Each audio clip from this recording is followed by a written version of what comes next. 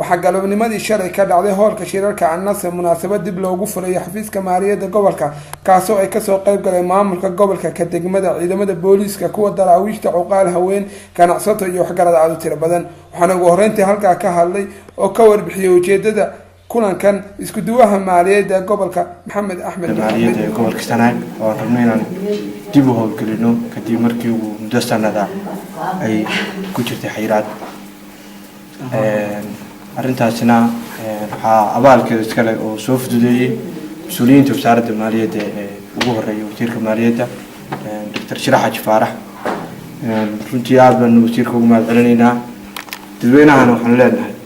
barnaamijka oo soo dhaweynayna intii karaanka iyaga ahaa idinkana wax leedin ka fadhiyaa wixii kaga aadanaa mas'uuliyiinta gobolka degmada booliska odayaasha dhammaan gaar baan soo aragnay laakiin waxaan leenahay hawsha haddaan wada jir lagu qaban xuma socon karaa naga wixii mas'uuliyad nagu aadan ama dawladda dhexe ku aadan hawshaas annaga wax saaran waana ka soo dhalaalayna haddii Ilaahay yiraahdo insha Allah taala idinkana bulsho ahaan waxaan idinka rabaa barnaamijkii in la dardar geliyo oo loo wada heelanaado shacabkuna cashuurta bixiyaan dawladuna la taaban karo oo cad lagu qabto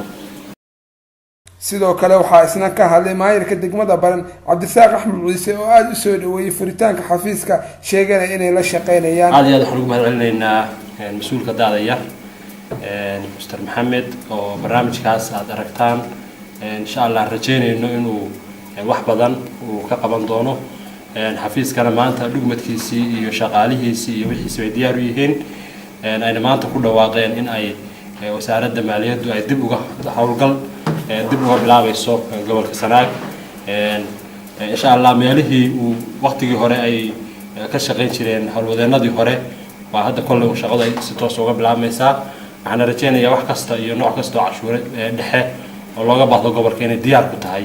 oo gobolku stage-kiisa uu yahay waana soo dhaweynaynaa bilaabidda iyo dib u bilaabidaas ay bilaabantay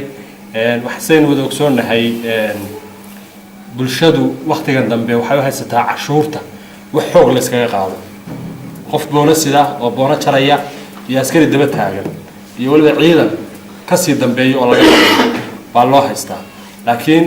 waxaan rabnaa bulshadeenu inaynu gaadho ay fahmaan aynu fahansiino in cashuurtu ay tahay wax qofka laga qaadayo oo qofka wax loogu qabanayo naftaada ka qaad oo naftaada u qaad inay tahay inuu heerka gaadhno oo qofka muwaadinka ay isxilqaamo oo yiraahdo maxaa kugu waajibay ganacsatay faa'iiday shaqaysay gaari keentay wixii maxaan ku yiraahdaa cashuurtu ka waajibaysay oo dhan keentay maxaad u baahan tahay qof kasta oo muwaadina waxa ku waajibay cashuur sifahay doonta ugu waajibteen waxa la rabaa marka qofka muwaadinka ah inuu fahmo cashuurta kugu waajibtay waa inaad bixisaa marka aad bixisid waa inaad xisaabtantaa oo tiraahdaa wixii la iga qaaday xagee martay xagaa la mariyay xagaa la geeyay waxaan ballan qaadaynaa sida uu hadda maxaad ka ballan qaaday wixii dadka laga qaado in dadka lagu celiyo dawladda dhexe waxaan ka codsanaynaa waxa laga qaado gobolka Sanaag inaan gobol meel kale la geyn oo maxaan ku leeyahay wasaaradda maaliyaddu ay ku tala gashay inay ku soo celiso gobolka ay ku soo celiso oo xisaab xidh hufan iyo structure cad oo la garan karo loo celiyaa oo aan dhamaantood dhinacyada ka wada taaganahay wixii dadka laga qaaday dadka loo soo celiyaa